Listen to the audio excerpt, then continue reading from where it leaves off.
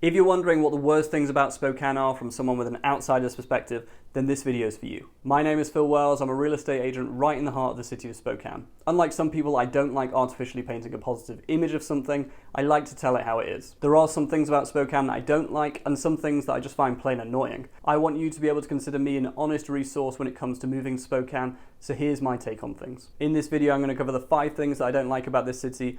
These are the things that stood out to me when I first moved here in 2019, as well as things that I've discovered along the way. I've also included a bonus item at the end, so stick around to find out what that is. Let's get into it. The first thing I don't like about this city is the roads. I'm not just talking about the road surfaces here, but also the layout of the roads themselves.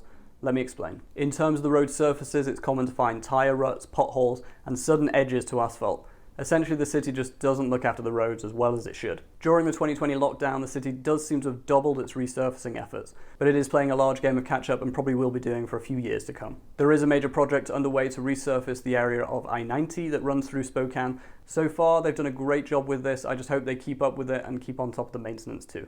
In terms of the road layouts themselves, the first thing you should know is that Spokane is an older city that doesn't benefit from a modern grid system. Every junction and intersection is different and unique, and it's the same with on-ramps too. Sometimes you'll have a nice long on-ramp to merge with traffic, sometimes you'll have 50 feet to transition from a 30-mile-an-hour road to a 60-mile-an-hour freeway. Another thing I don't like about the roads here are the one-way systems. You'll find these primarily in the downtown area, and for the most part they aren't an issue. But during busy times, it can be difficult to make your turn if, for example, you're on the far left lane and need to cut across to make your turn on the far right lane. I personally missed my turn more than once and recommend traveling with your navigation on so it can reroute for you automatically. The next thing I don't like about Spokane are the job prospects. Now, I moved here and became self-employed selling real estate, so I've not got first-hand experience of this. However, I have met a ton of people in my line of work and have made it a point to go out and meet as many people as possible. So I've got a pretty good idea of what the situation in Spokane looks like. Spokane is not what's considered a primary market. There are no major corporations that call Spokane home, and there are a lot of people that rely on the hospitality and retail sectors for employment. Having said that, the medical industry is one of the largest sectors here in Spokane and is absolutely thriving with people traveling from surrounding regions just to use the hospitals here. There's also a major Air Force base here that's currently expanding. In addition, Amazon has just opened a fulfillment center here. Spokane also has the 5th largest aviation industry in the United States, and there's constantly been talks about this industry receiving a boost from the likes of Boeing, and even recently the city put in a bid to be the home for the Space Force Command. Spokane is home to some great universities, so has a well-qualified workforce. There's also a ton of space around the city that could be prime locations for big corporations in the future. For example, the proposed Boeing plant was a 1,200-acre facility just near the airport. There's not that many cities with this much land to play with. In my opinion, it's only a matter of time before Spokane becomes an economic center in its own right, but right now it just isn't. People are moving here and jobs are coming here, but don't move here expecting to land a 6-figure tech job straight away, at least not yet at least. The next thing I don't like about Spokane is the outbound travel situation. Right now, Spokane Airport isn't a hub. It is technically an international airport because it has flights to and from Canada, but it has limited direct flights to top destinations in the US, meaning you'll likely have to stop off in somewhere like Seattle before traveling on to your final destination. As the city grows, I can foresee the situation improving. As demand grows, it makes more economic sense for airlines to put on direct flights out of Spokane to destinations around the US as well as around the globe. Here's a current list of places you can get to directly from Spokane in the United States.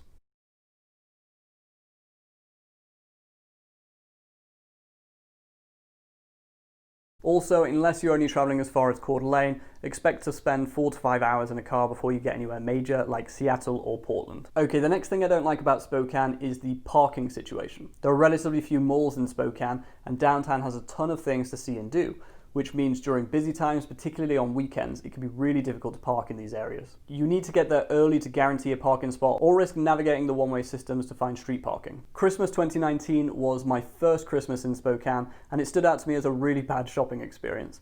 There was a period of about 2 weeks where I just couldn't park anywhere and ended up turning to online shopping to be able to get the things that I needed. I really wish there was a big destination mall in Spokane with tons of parking. Maybe there's something on the horizon in terms of that, who knows. Okay, on to the final point, which is drugs and homelessness. This is a point I see raised in my comments really frequently, so I wanted to address it head on. There are hard drugs in Spokane. That much is obvious to anyone that runs a Google search or to anyone that visits downtown frequently.